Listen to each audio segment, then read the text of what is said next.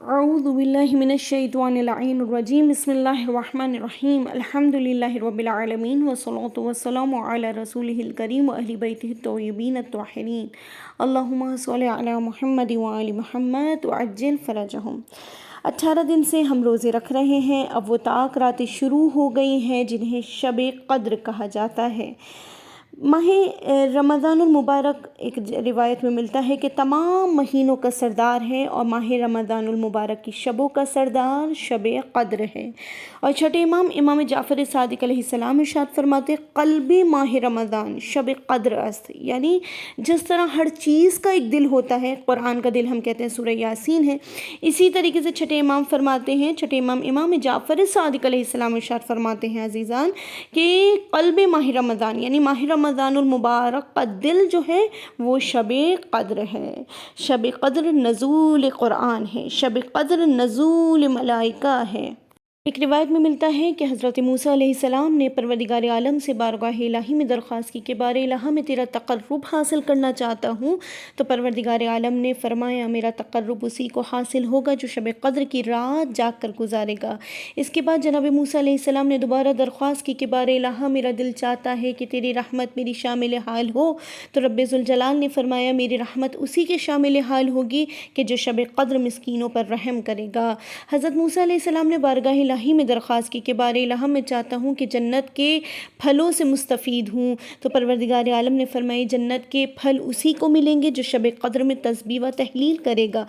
پھر حضرت موسیٰ علیہ السلام نے پروردگار عالم سے درخواست کی کہ بار الہ میں جہنم کی آگ سے نجات چاہتا ہوں، جواب دیا پروردگار عالم نے اسی کو نجات ملے گی جو شب قدر میں استغفار کرے گا۔ یعنی ہم جو کچھ چاہتے ہیں، اللہ کا تقرب حاصل کرنا چاہتے ہیں، ہم چاہتے ہیں کہ اللہ کی رحمت ہمارے شامل حال ہو، جنت کے پھلوں سے ہم مستفید اگر ہونا چاہتے ہیں، جہنم کی آگ سے بچنا چاہتے ہیں، تو شب قدر کے اعمال کو بجا لے کر آئیں۔ یہ ایک ایسی عظیم رات ہے کہ عام راتیں اس کی فضیلت کو نہیں پہنچ سکتی، اس کا عمل ہزار مہینوں کے عمل سے بہتر ہے۔ انا انزلناہ فی لیلۃ القدر وما ادراک ما لیلۃ القدر لیلۃ القدر خیر من الف شہر تنزل الملائکہ والروح فیہا بإذن ربہم من کل امر سلام ہی حتی مطلع الفجر۔ یعنی اسی رات تقدیر بنتی ہے، اور روح جو ملائکہ میں سب سے عظیم ہے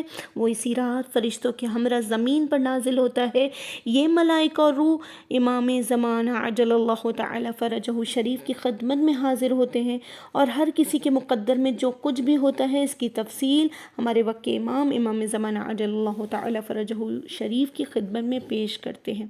لہٰذا اس میں بہت سارے اعمال اس مہینے میں بتائے گئے جو مفاتیح الجنہ میں موجود ہیں، لیکن ایک بہت زیادہ اہم عمل جو ہے وہ ہے جاگنا، بیداری، یعنی شب بیداری کرے۔ یعنی شب بیداری کے لیے روایت میں ہے کہ جو شخص شب قدر میں جاگتا رہے تو اس کے گناہ معاف ہو جائیں گے، اگرچہ وہ آسمان کے ستاروں، پہاڑوں کی جسامت اور دریاؤں کے پانی جتنے ہی کیوں نہ ہوں۔ یعنی اس شب میں جو جاگنا ہے وہ غفلت والا جاگنا نہ ہو، یعنی آپ جاگ رہے ہیں، چل رہے ہیں، پھر رہے ہیں، اٹھ رہے ہیں، بیٹھ رہے ہیں، کھا رہے ہیں، نہیں۔ اس شب میں جو بیداری ہے وہ کس طریقے سے ہو؟ قلبی بیداری ہو، یعنی آپ وہ ثواب حاصل کریں اس شب میں، یعنی اس طریقے سے بیدار ہوں کہ مناجات کریں رب ذوالجلال کی بارگاہ میں، اور امام زمانہ عجل اللہ تعالی فرجہ شریف سے مناجات کریں۔ یعنی جو کچھ پروردگار عالم بیدار رہنے والوں کے لیے جو کچھ لکھتا ہے، جو عطا کرتا ہے، وہ آپ نے حاصل کرنا ہے۔ یعنی اپنی تقدیروں کو بہترین لے جانے کے لیے آپ کو کاوش کرنا ہے۔ یہ بہت ضروری ہے کہ اس شب میں قلبی بیداری بہت زیادہ ضروری ہے، ظاہری طور پر بیدار رہنے کا نہیں، بلکہ کہا گیا ہے دل کو بیدار رکھیں، دل بیدار ہو۔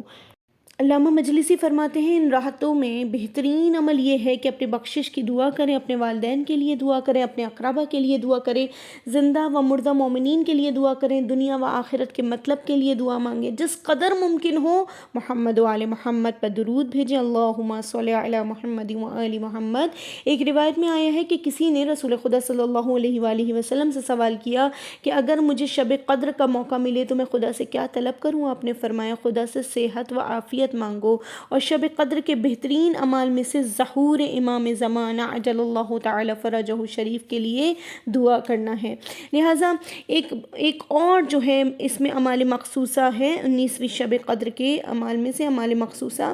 یعنی اس میں سے چند ایک اعمال یہ ہیں کہ 100 مرتبہ استغفر اللہ ربی واتوب الیہ، اپنے گناہوں کی مغفرت جو ہے وہ خدا سے طلب کریں۔ اور پھر آج کی شب جو ہے وہ شب ضربت امیر المومنین علی ابن ابی طالب علیہ السلام ہے، لہٰذا مولا کائنات علی ابن ابی طالب علیہ السلام کے وسیلے سے آج کی شب دعا کریں کہ پروردگار عالم ہمارے تمام گناہوں کو بخش دے، جو ہم نے جسم کے کسی بھی اعضاء سے ہمارے جو گناہ ہوئے ہیں، پروردگار عالم ہمارے تمام گناہ جو ہیں وہ بخش دے، چاہے وہ آنکھ سے ہو، چاہے وہ کان سے ہو، چاہے جسم کی کسی بھی اعضاء سے ہو، پروردگار عالم ہمارے تمام گناہان کبیرہ، گناہان صغیرہ کو بخش دے۔ اور 100 مرتبہ کہیں اللہم لعن قتلۃ امیر المؤمنین علی ابن ابی طالب علیہ السلام۔ دیکھیں یہ کائنات کی بہترین ہستیاں ہیں، ان کو یاد کرنا ہے، یہ فقط زمینی مخلوق نہیں ہے، یہ آسمانی مخلوق بھی ہیں۔ تو مفاتیح میں لکھا ہے کہ جتنا ہو سکے مولا کی مظلومیت پر گریہ کریں